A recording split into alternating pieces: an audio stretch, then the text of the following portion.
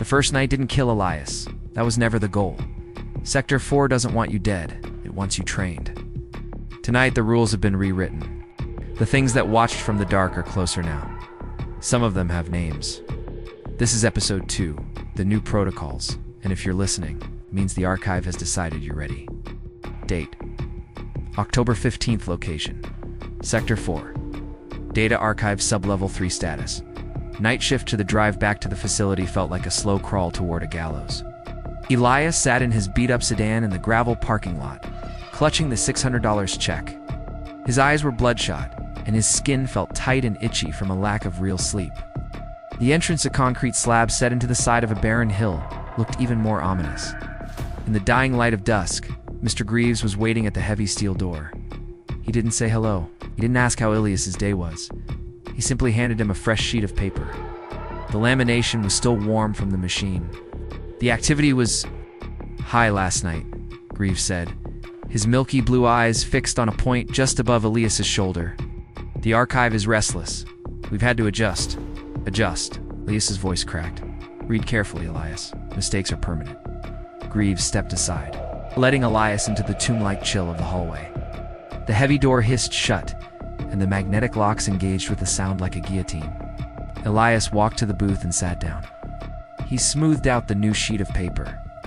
The updated protocols: 1. The monitor check. Monitor 4 is now displaying a feed of a library.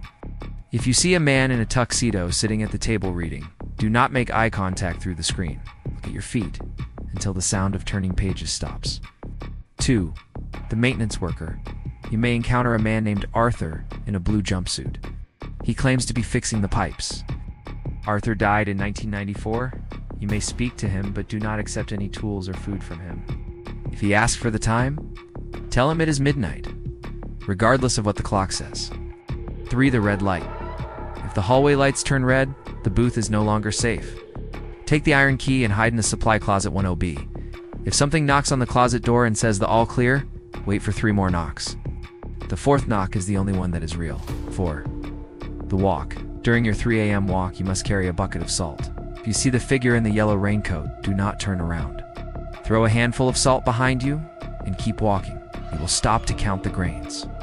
Timestamp: 12:45. Amelia sat frozen. The silence of the booth was broken only by the hum of the monitors. He kept his gaze fixed on monitor 1, avoiding monitor 4 entirely. He could hear it, though, the faint, crisp scritch-scratch of paper being turned. Suddenly, a heavy metallic clank echoed from the hallway. Elias looked at the glass door. A man was standing there. He wore a faded blue jumpsuit, with Arthur embroidered in red thread over the pocket. He looked remarkably normal middle-aged, with a salt and pepper mustache and a tool belt that jingled as he moved. He looked human. He looked kind. Arthur tapped on the glass and gestured for Elias to open it. Elias remembered Rule 2. Arthur died in 1994. Elias cracked the door just an inch, his heart hammering. "Can I help you?" "Pipes burst in Sector 5, Arthur said, wiping grease from his forehead with a rag. He reached into his pocket and pulled out a small, wrapped peppermint. "Rough night, kid? You look like you've seen a ghost? Here, take a candy. Helps with the nerves." Elias stared at the candy. It looked so ordinary. "No thanks," he whispered. "I'm not hungry." Arthur's smile didn't falter, but his eyes seemed to flicker, turning entirely black for a fraction of a second. "Suit yourself, say, kid. You got the time?" My watch stopped when the pipes blew. Elias looked at the wall clock. It was 12:52 a.m. "It's midnight," Elias said firmly. Arthur paused. The jangling of his tool belt stopped. He leaned in closer to the gap in the door, the smell of copper and old oil wafting off him. "Smart kid," Arthur whispered. "The last one told me it was 1 o'clock. I had to show him what happens when you're late for your shift." Arthur turned and walked into the darkness of the hallway. He didn't make a sound as he disappeared. Timestamp: 2:10 a.m. The hum of the facility suddenly changed. The flickering fluorescent lights overhead didn't just dim, they shifted. The white light died, replaced by a deep, nauseating crimson.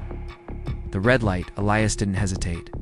He grabbed the iron key and the bucket of salt Greaves had left in the corner. He fumbled with the booth lock his heart racing. The hallway was a lake of blood-colored shadows. He sprinted toward supply closet 10B, his boots thudding against the concrete.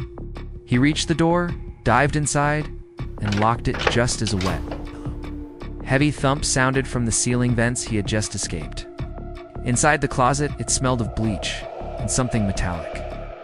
Elias huddled behind a rack of mops, clutching the salt bucket to his chest.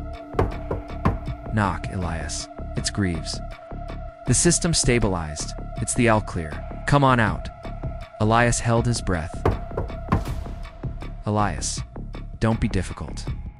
We have work to do. He waited, and his pulse was a drumbeat in his ears. A long silence followed. The air in the closet felt like it was being sucked out. Now then, a sharp, heavy strike against the wood. The red light visible under the door cracked, flickered, and died, replaced by the standard sickly white glow. Elias exhaled, his lungs burning. He waited another minute before unlocking the door. Time stomp. 3:00 a.m. The walk was different tonight. Elias carried the bucket of salt like a shield. He reached the end of the corridor. The yellow raincoat was there, standing perfectly still, his long, disjointed arms hanging at his sides. The grin was wider tonight. Elias didn't turn around. He remembered the rule. He reached into the bucket, grabbed a handful of coarse salt, and tossed it over his shoulder without looking back. He heard the sound of 1,000 tiny pebbles hitting the floor. Behind him, he heard a frantic, wet scrambling. The yellow raincoat had dropped to all fours. The sound of his long fingers clicking against the concrete as he picked up each individual grain of salt was rhythmic and obsessive. 1, 2, 3. The entity hissed in a voice that sounded like tearing silk. Elias walked back to the booth, his skin crawling. Timestamp. 5:55. Elias sat in the booth, watching the final minutes tick away. Glanced at monitor 4. The man in the tuxedo was gone. The library was empty, but one of the chairs was overturned. The heavy steel door at the end of the hall opened. Greaves walked in. "You handled the red light well," Greaves said, appearing at the booth window. Most people forget to wait for the fourth knock, get impatient. Elias stood up, his legs feeling like lead. "What is this place, Greaves?" "Really?" Greaves handed him another check. "This one was for $800. It's a graveyard, Elias. We just make sure the graves stay closed." Greaves paused, looking at the bucket of salt. "Leave the bucket. You'll need something stronger tomorrow." The archivist is calling from the basement, and he wants to meet his successor. Elias felt a cold sweat break out. "Tomorrow?" "Tomorrow," Greaves confirmed. "And Elias, try to get some sleep. You're restarting to look like the man on monitor 4. Elias looked at his reflection in the dark glass of the monitor. He didn't recognize himself. Sector 4 paid Elias more this time. Not as a reward, but as an incentive to stay quiet. Because once the rules start changing, they don't stop. If you want to hear what's calling from the basement, if you want to know what happened to the archivist, subscribe and turn on notifications. New protocols go into effect next episode, and eventually, someone has to replace Elias.